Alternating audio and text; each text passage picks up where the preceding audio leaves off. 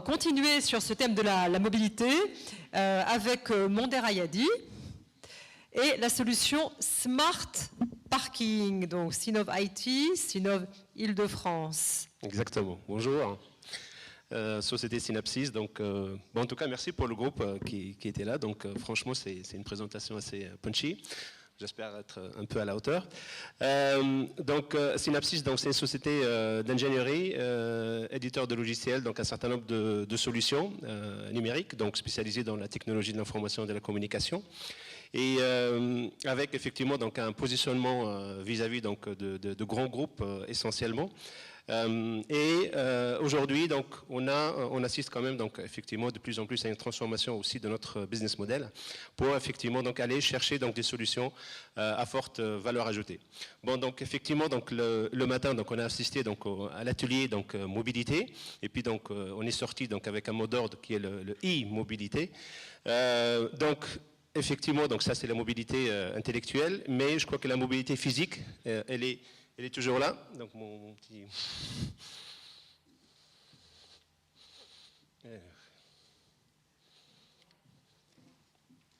Celle-là. Voilà. Donc la mobilité physique, je crois qu'on ne va pas s'empêcher donc d'aller d'un point A à un point B. Donc les enjeux sont toujours importants. Effectivement, les grandes problématiques qu'on trouve essentiellement dans les grandes agglomérations, c'est quoi? C'est qu'effectivement on se déplace, mais par la suite, comment on va faire pour se garer, où se garer, ne pas se prendre des prunes.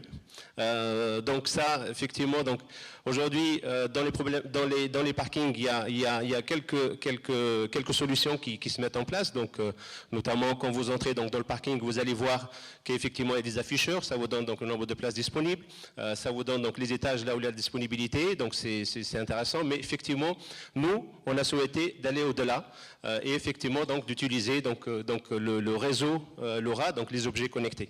Alors, les objets connectés, donc effectivement, maintenant, ça devient plutôt la mode. Donc, on se dit, effectivement, d'ici 2025, il y a des milliards d'objets connectés qui vont être utilisés, dont les données vont être exploitées, et donc il y aura quand même beaucoup d'analytique derrière tout ça. Donc, effectivement, on a mis en place une solution. Alors, nous, l'objectif de cette solution, c'est effectivement de montrer un certain savoir-faire dans l'utilisation des objets connectés, depuis le capteur, en passant par les gateways, en passant par les serveurs, et effectivement jusqu'à aller vers les IHM. Donc ça, effectivement, on va dire cette solution de smart parking que je suis en train de présenter est parfaitement transposable dans d'autres types de domaines ou de secteurs d'activité. Je parle par exemple le smart agriculture, le e-santé, donc beaucoup de domaines, le robot qui devient de plus en plus connecté, donc effectivement il y a toujours des capteurs et on va récupérer l'ensemble des informations. Alors, donc un petit vu donc des avantages donc de ce type de système, c'est quoi? C'est qu'effectivement ce sont des capteurs, donc on va quand même les installer au niveau des emplacements et par la suite, je vais aller peut-être plus en détail. Voilà. J'espère que c'est... Donc voilà, donc effectivement, donc les capteurs qui sont installés au niveau des emplacements donc des parkings.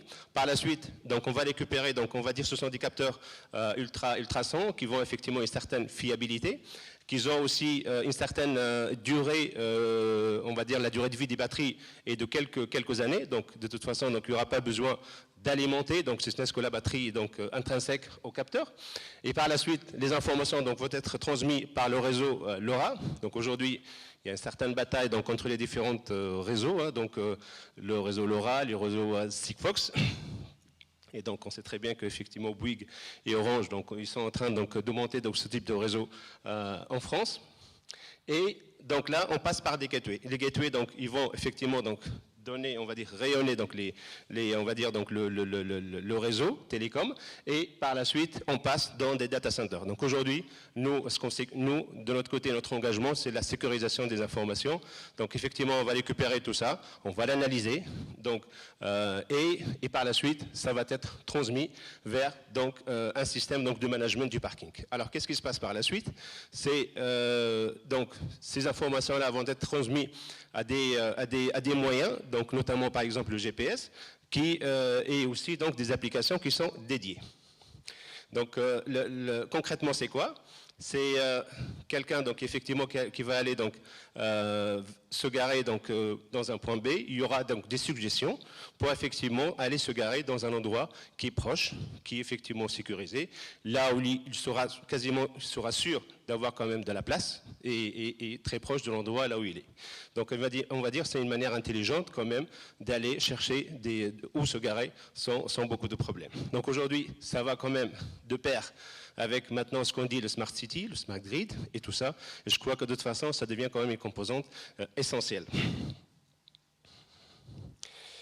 Donc, un peu plus en détail donc, sur l'interface et sur comment ça marche exactement.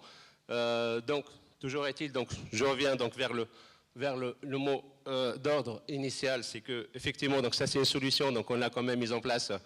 Ça a pris quand même 1 mois et demi à 2 mois pour mettre en place tout ce système-là. Donc aujourd'hui, donc avec ce type de solution, ce qu'on propose, c'est que aller effectivement voir les industries, voir les autres secteurs d'activité, pour dire, OK, donc ça, c'est une solution qu'on souhaite proposer et par la suite, voir les différents besoins de nos clients. Donc voilà, grosso modo, un peu le positionnement donc, et la solution qu'on propose de côté Synapsys. Alors, j'en profite, je crois que j'en ai quand même 3 minutes. Donc, bon, je vais quand même parler de notre société. Donc, on a intégré quand même Synov depuis maintenant 2 mois et demi. Effectivement, donc on est ravis donc de voir effectivement donc d'avoir cet échange, cette interconnexion donc avec l'ensemble donc des partenaires, donc notamment chez Synov IT. 2 petits mots donc sur notre société donc qui a été créée en Allemagne suite à une collaboration avec Siemens. Par la suite, on s'est développé donc en France. Donc effectivement aujourd'hui, on est de plus en plus porteur de solutions. Donc rien que effectivement durant les 3 années passées, on a effectué donc un robot humanoïde. Donc aujourd'hui, donc c'est un petit robot qui fait 50 cm. Et là, effectivement, on est en réflexion sur la suite de ce robot. Et je crois que de toute façon, on va dire la suite va être évidente, c'est notamment par rapport à la connectivité de ce robot par rapport au milieu extérieur. Et ça, effectivement, donc c'est très important. Et le fait de pouvoir donc le manipuler, l'utiliser à distance et voir un peu ce qu'il voit. Et donc voilà, donc avoir une sorte d'avatar un peu à côté, qu'on peut l'utiliser, qu'on peut le manipuler et effectivement voir ce qu'il voit. Donc ça c'est une des autres solutions qu'on propose. Et puis effectivement, nous entrons donc dans le domaine de l'IoT. Et effectivement, on sait très bien que là-dedans, il y a beaucoup de choses à faire. Il y a beaucoup d'activités, notamment donc dans le domaine du big data, dans le domaine de l'analytique. Et je crois que là-dessus, il y a quand même une grande transformation qui se met en place avec beaucoup d'acteurs qui sont assez actifs. Et je crois que là-dessus, on est tous dans une période de changement très très rapide, que ce soit dans notre manière de vivre, de bouger, de travailler d'ailleurs, et que ce soit aussi, donc du coup, il va falloir qu'on ait la technologie qui va être là pour améliorer notre quotidien. Merci beaucoup. Je suppose que votre solution Smart Parking va intéresser de nombreux industriels. Exactement, oui. Vous avez déjà des contacts en France. Exactement, on a commencé à regarder. On a commencé à regarder un certain nombre de groupes. Aujourd'hui, comme j'ai dit donc au départ, donc cette solution-là, donc, si on voit par exemple quelques parkings on va dire donc de centres commerciaux, hein, bon, moi, je dis pour les Parisiens éventuellement à Vélizy par exemple, donc on voit très bien que il y a déjà une solution, c'est une solution filaire qui existe. Donc là, nous ce qu'on propose, c'est une solution donc effectivement sur le réseau sans fil, et que derrière, il y a quand même une économie. Premièrement, donc une économie d'énergie. Deuxièmement, aussi donc un coût assez intéressant parce que par l'intermédiaire de ces capteurs-là, on va passer quand même dans la bande passante, on va passer quand même des petites informations, des petits débits. On n'a pas besoin donc du grand débit du 4G, du 5G. Bien que le réseau l'aura, donc il va être intégré dans le 5G, mais effectivement on a besoin de petits débits et que derrière on saura quand même exploiter ces informations. Ce qui fait la différence, c'est qu'on a un grand volume derrière, parce que c'est vrai que les capteurs, ce ne sera pas une dizaine, ce sera des milliers, voire plus.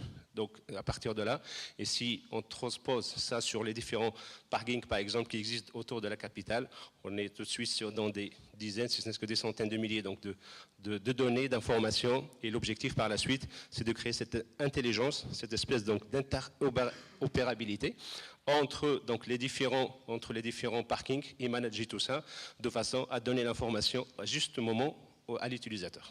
Merci beaucoup, merci pour cette présentation tout à fait intéressante, une solution qui évidemment a forcément de l'avenir.